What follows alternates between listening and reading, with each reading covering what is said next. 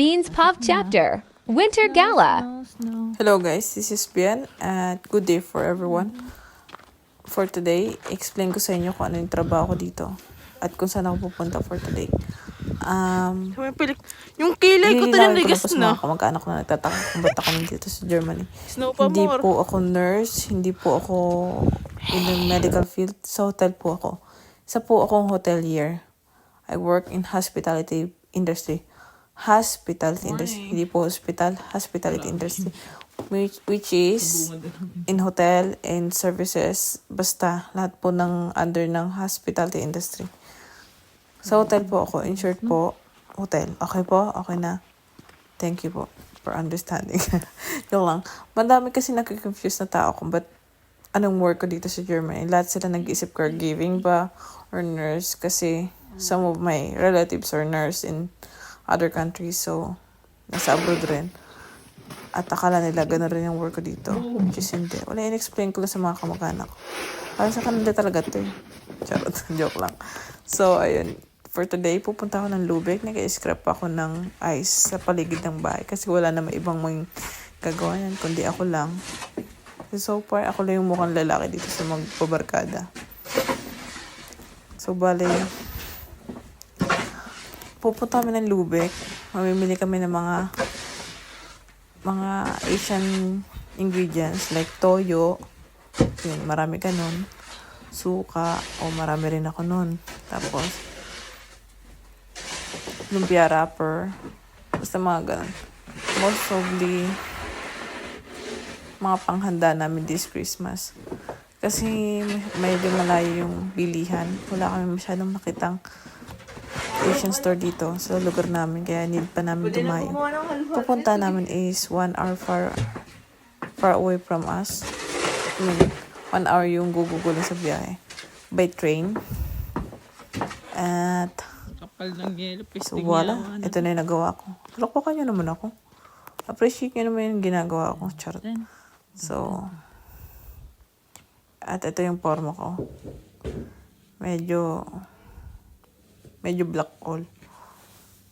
Medyo all black pala. Black all. All the yarn. So, medyo naibsan yung lamig pag nagsusot kami ng gloves. Kasi, mostly, nag-start yung probably. Basta. Ano ba yun? Addict ba ako? Kaya ginagawa yun? So, ito yung explain ko pala sa inyo kung ano yung ticket na ginagamit namin. Ticket na ginagamit namin dito is monthly namin binabayaran. Ako.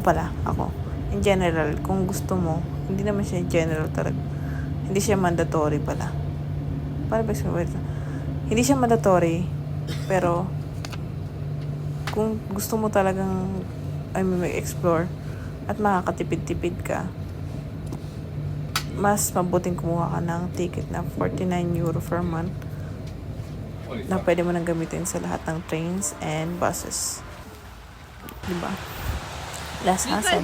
So ito, as nakikita nyo, medyo maraming hassle dito. Na-realize ko, kaya pala Germany ang para sa akin na lugar. Kasi isa pala ako sa Disney Princess. At hindi ko na kayang alamin kung sino man dun sa Disney Princess na yun, baka sa mga panood ko. So, ito yung Christmas market. Sabi nila mas maganda dito pag gabi. Kaso hindi na kami papaabot ng gabi kasi nga may strike ng time na yan. Kaya baka abutan kami ng sarado ng train. Inaakit yata ako uminom eh. Iyak talaga ako. Wala akong pera niya. Tapos, kaya naagahan na rin namin uwi na. Sabi sa'yo, Ngayon kasi baliktad na yung pan. Di ba yung mga sa mga nanonood ng vlog ko, yung una-una, alas 7, alas 8, medyo maliwanag pa.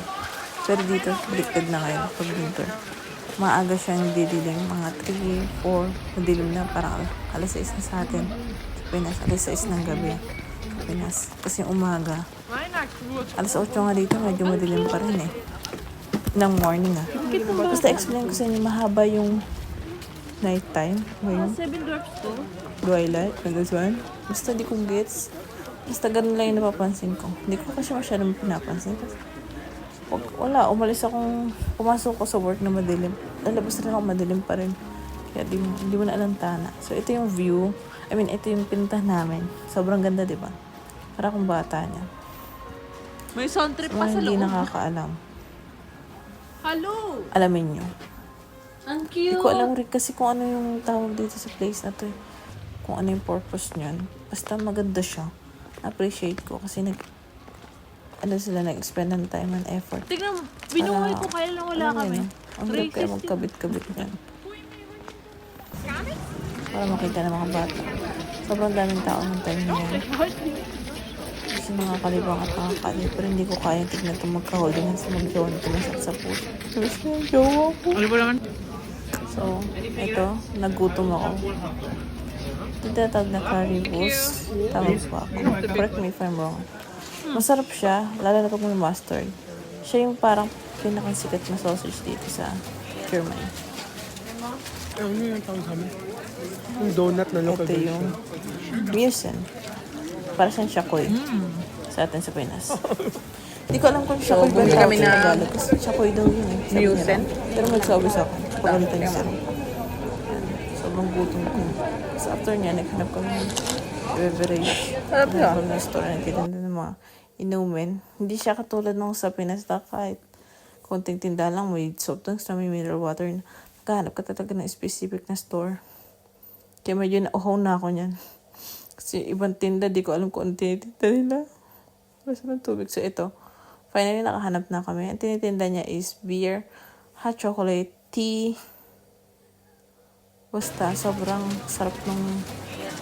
Naalala ko lang yung beer. Sobrang sarap ng beer. Pero hindi ko po papalit yung beer sa Pinas natin.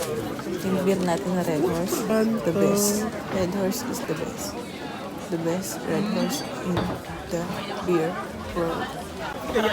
Commercial lang. So, nag-decide na kami uminom.